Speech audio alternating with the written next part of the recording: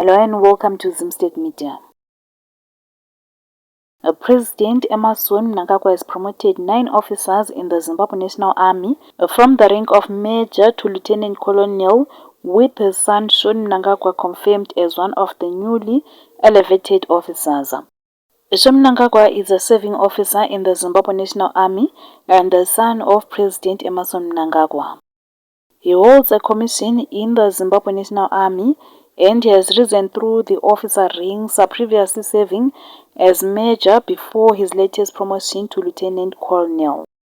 Shaun underwent military exchange training in China, a part of ongoing Zimbabwe National Army programs to expose young officers to international military doctrine and strategy.